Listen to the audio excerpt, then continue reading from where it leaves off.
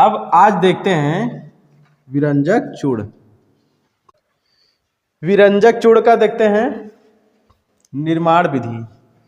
विरंजक चूड़ का निर्माण विधि, ये कैसे निर्माण किया जाता है। कैल्शियम हाइड्रोक्साइड में क्या मिलाते हैं? क्लोरीन। ठीक है, क्लोरीन मिलाने पर, क्लोरीन से अभिक्रिया कराने पर बन जाता है CaOCl2। ठीक है, यहाँ पे H है ना, H देखो वहां पे नहीं हुआ ना, तो जल का निर्माण हो जाएगा।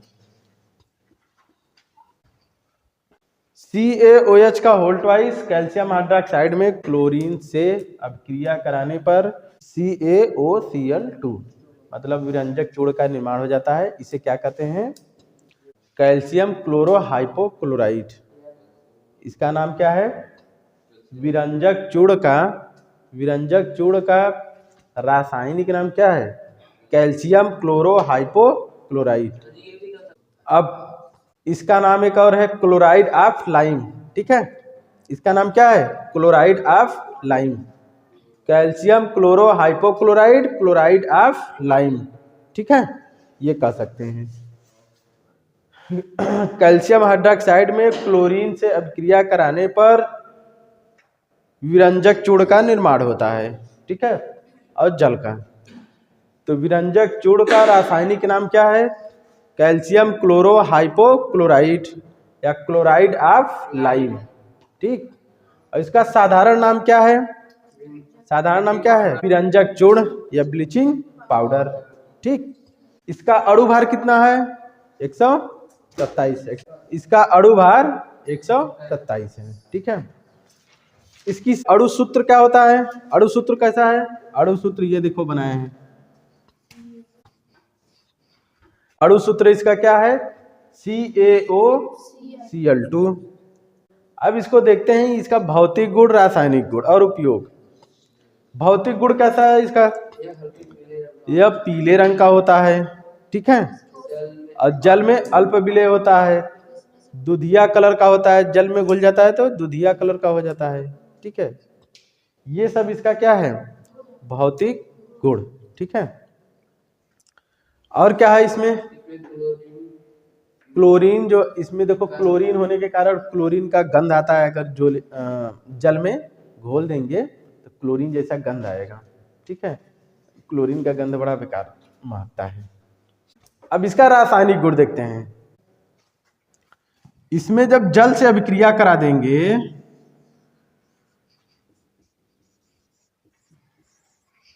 अब कैसा जल रहे? गर्म जल रहे। कैसा जल रहे? गर्म जल। ठीक है, जब जल से अभिक्रिया करा देते हैं तो बन जाता है यही CaOH का whole twice plus chlorine gas उड़ जाएगा। ठीक है, उसमें से गर्म जल से अभिक्रिया कराने पर क्लोरीन गैस की गंध आने लगती है। क्लोरीन गैस निकल जाता है, क्लोरीन गैस अलग हो जाता है। ठीक है, इसका देखो जस्ट उल्टा है कि नहीं? तो एक तीर से दो निशाना हुआ कि नहीं? निर्माण विधि याद करो, रासायनिक गुण उल्टा करके लिख दो, काम खत्म। कहेगा विरंजक चूड़ का कोई दो रासायनिक गुण लिखिए। विरंजक चूड़ का कोई दो रासायनिक गुण। तो जो नहीं समझा रहेगा वो कैसे करेगा? याद करो या फिर। तो देखो कितना बढ़िया है, उल्टा कर दो, एक ठो ऐसे तैयार। ठीक है, फिर एक ठो ऐसे तैयार कर लो। ये जो कैल्शियम है ये पहला गुण जल के साथ, अब ये उष्मा के साथ।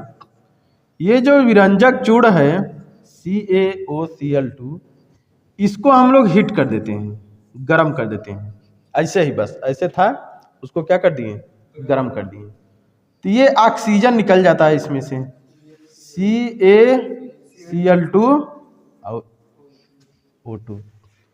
अब देखो इसमें भी एक्स्ट्रा नहीं है कुछ याद करने का। ये जो है विरंजक चूड़, ऑक्सीजन निकाल दो, बाकी वही लिख दो फिर। ठीक है, वही CaCl2 लिख दो और ऑक्सीजन को अलग कर दो, काम खत्म। रासायनिक गुण एकदम सरल, फालतू तुमको समझ में आ गया इसे बिना याद किए। ठीक है, बस क्या लगाना पड़ेगा, दिमाग थोड़ा सा। रासायनिक गुण एकदम सरल, 2 ठो आराम से लिख लिए, ठीक है। अब एक ठो और देखते हैं, हम लोग कराते हैं इसकी अभिक्रिया अम्ल से, ठीक है।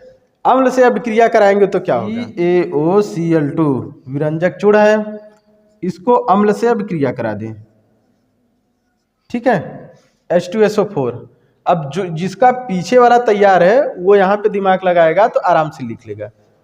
इसमें देखो विरंजक चूड़ में कैल्शियम है, और जानते हो जो अम्ल होता है कैल्शियम हाइड्रोजन को विस्थापित कर देगा, क्योंकि कैल्शियम हाइड्रोजन से ज़्यादा क्रियाशील है।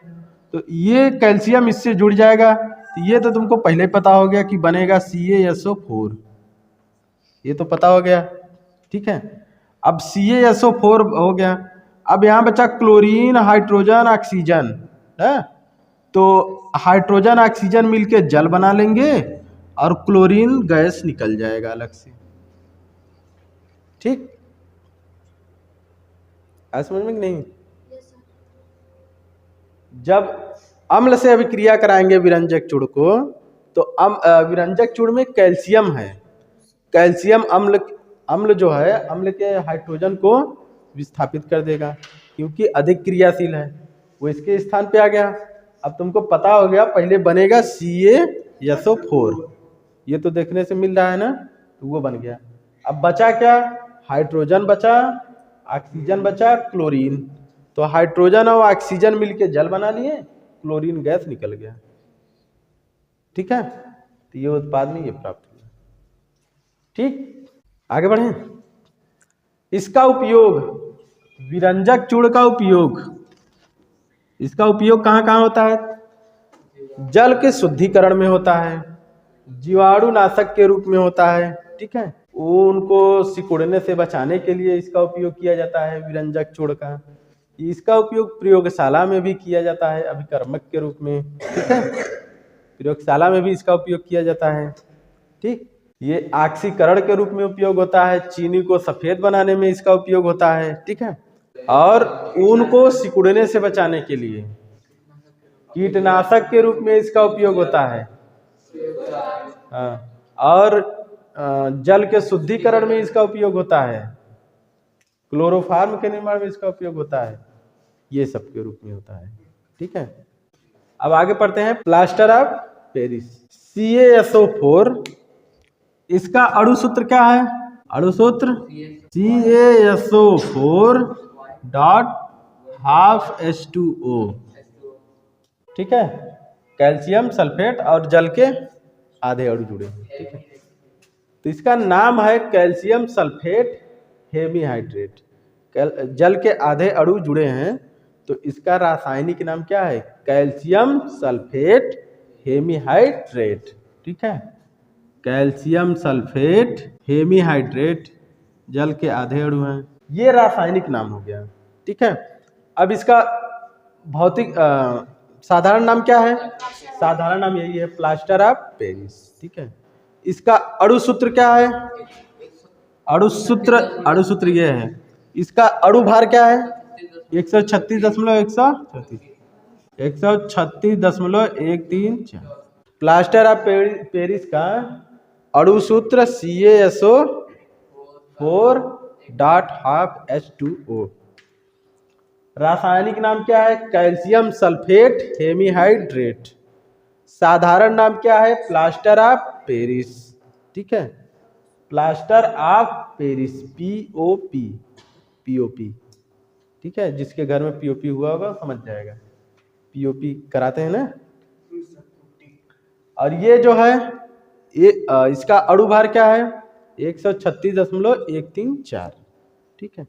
अब इसका देखते हैं हम लोग निर्माण, इसका क्या देखते हैं, निर्माण, इसका निर्माण कैसे हुआ है, प्लास्टर ऑफ पेरिस का निर्माण, जिप्सम लेते हैं, ठीक है, जिप्सम को 120 डिग्री सेल्सियस पे इसे गर्म करते हैं, ठीक है, 120 डिग्री सेल्सियस, जिप्सम को 120 डिग्री सेल्सियस पे गर्म कर देंगे, ठीक है। तो जल के अणु, 2 अणु जो है ये टूट जाते हैं। ठीक है, अब बन जाएगा CaSO4.12H2O। ठीक है, जब ये जिप्सम में से जिप्सम को गर्म कर दिए 120 डिग्री सेल्सियस पे, तो क्या निर्माण हो गया? Plaster of Paris, CaSO4.12H2O। तो जल का 1/2 आधा अणु निकल गया, तो बचा कितना? 2 में से बचा 3/2 H2O। याद कर लो इसको, एग्जाम का समय नजदीक है। अब देखते हैं प्लास्टर ऑफ पेरिस का भौतिक गुण, रासायनिक गुण और उपयोग। ठीक है, भौतिक गुण क्या है? ये जो प्लास्टर ऑफ पेरिस है ये सफेद रंग का होता है। ठीक है, सफेद रंग का होता है और ये जल में अविलेय होता है, मतलब ये जल में पूरी तरह एकदम घुल नहीं जाता है। ठीक है, घोल के इसको दीवार पे पोत देते हैं। रासायनिक गुण क्या है? उल्टा है जस्ट। देखो इसका निर्माण हुआ ना, इसी का, यही ना है प्लास्टर ऑफ पेरिस। तो इसका हम लोग रासायनिक गुण देखते हैं, CaSO4.12H2O। पहले देखते हैं इसको जल से क्रिया कराने पर क्या होता है। ठीक है, अब इसको जल से क्रिया करा दें, तो जल से क्रिया कराने पर जल के 3/2 अणु इससे जुड़कर जिप्सम का निर्माण कर लेते हैं। ये क्या हो गया? ये तो उल्टा हो गया। वही ना है, निर्माण विधि याद किए। हाँ, क्या हुआ? तो वही ना है, उल्टा नहीं कर दिए।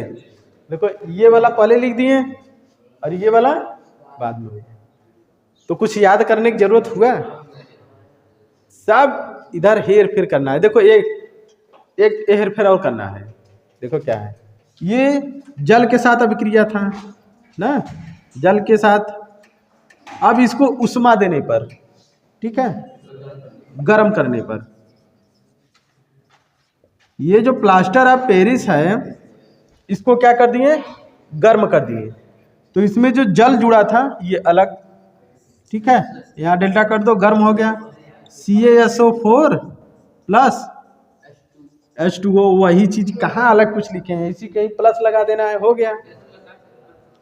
ठीक है, डॉट के जगह पे प्लस लगा दो, हो गया। इतना आसान है, कोई दिक्कत? निर्माण विधि याद रखो।